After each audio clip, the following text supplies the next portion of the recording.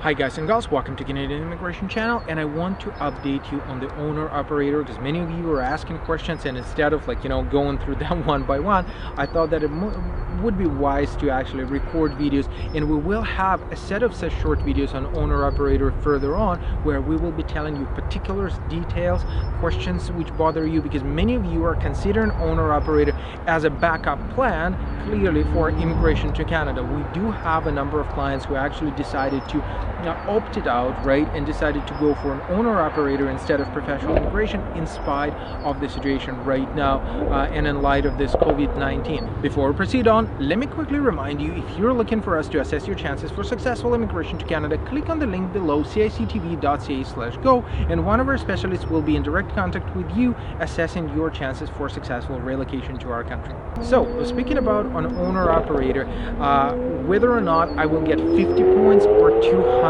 points for my job offer so that I will be able to use it for immigration. Frankly speaking and strictly speaking, from the perspective of the law, so the whole idea of this owner operator is meant to imply that your NOC code would be 00. In other words, that it would be senior manager, and in other words, that you're supposed to get yourself 200 points. But there's always big but, because remember, owner operator is not structured in the law like any other immigration program. So there are lots and lots of exceptions and lots of given for the particular understanding of a particular immigration officer, how you present it or how your legal representative presents it, right? Now, there are various circumstances, but in many situations, if you receive your just 50 points and you were expecting 200, let's call it what it is. Your legal representative has just messed it up, because the idea is to present you as the senior manager, as the senior owner of this business, as the person who will be assuming this managerial role and will be heading this business, like sort of standing at the steering wheel. Now, that is not necessarily always required, because it will depend on your particular circumstances. Say you got 430, 440 points, you believe that you will not get more, and your age is pushing you forward to consider this owner operator pathway. Now, that's the story where 50 points will probably be enough, right? You could save something on legal costs and labor, and that would work better for you, right? You don't need those 200 points. For those of you who need that, because say you got 300 points plus an express entry, and it's just obviously not going to work for you no matter what you do, right? 200 points is mandatory, and of course your background has to be prepared properly, your business plan has to be structured properly, so that we're able to move forward on that.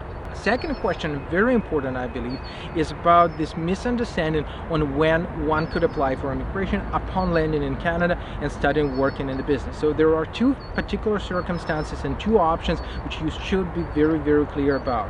First one is when you incorporate a new business, you open a new business and you started from the scratch. Now in that situation, well, you will have to work in Canada for at least a year before applying for LMIA for immigration, right? Before getting your 200 points or 50 points as we've just discussed, right? Now, another situation is when you purchase an existing business and this existing business is up and running.